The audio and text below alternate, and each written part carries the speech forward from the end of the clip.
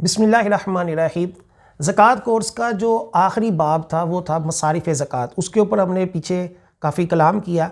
आज आपके सामने जो पोस्ट है उसके अंदर लिखा हुआ है कि शरई फ़कीर होने के बावजूद जिनको ज़कात नहीं दी जा सकती वो ये हैं: हाशमी, काफिर, शोहर, बीवी, गनी की नाबालिग औलाद, बेटा बेटी, पोता पोती, नवासा नवासी, बाप माँ, दादा दादी, नाना नानी।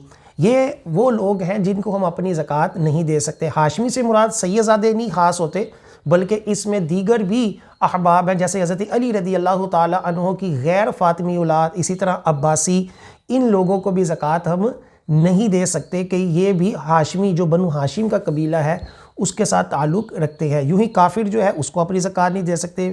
शोहर अपनी बीवी को, बीवी अपने शोहर को ज़कात नहीं दे सकती।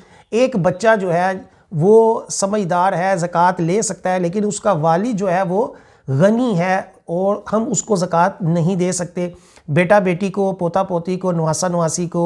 इसका एक उसूल यूँ भी समझ लें कि अपने आबाओ अजदाद और अपनी नस्ल को हम ज़कात नहीं दे सकते और अपनी बीवी को। इसके अलावा बकिया तमाम लोगों को हम अपनी ज़कात दे सकते हैं। आपके पास दूसरी पोस्ट भी शेयर की गई है, उसके अंदर आप देखेंगे कि जिनको ज़कात देना जायज़ है जबकि वो गनी और हाशमी ना हों, जैसे भाई बहन, फूफा फूफी, चचा चची, खालू खाला, भांजा भांजी, भतीजा भतीजी, जेठ जिठानी, मामू ममानी, सास ससुर, ननंद भावज, बहू दामाद, सुतेला बाप सुतेली माँ, देवर देवरानी, भाभी, गनी औरत की नाबालिग औलाद, गनी की बालिग औलाद। यानी इसके बाद जो पहली पोस्ट थी उसके अलावा बकिया जो भी हैं, जितने करीबी रिश्तेदार होंगे उनको ज़कात देना दूर वालों की बानिस्बत ज़्यादा सवाब है। बल्कि एक हदीस पाक में फरमाया, जो अपनों को छोड़कर गैरों को ज़कात देगा अल्लाह ताला उसकी ज़कात को कबूल नहीं फरमाएगा। लिहाजा अपने बहन भाई सबसे पहले हक़ रखते हैं, यानी अपने वालिदैन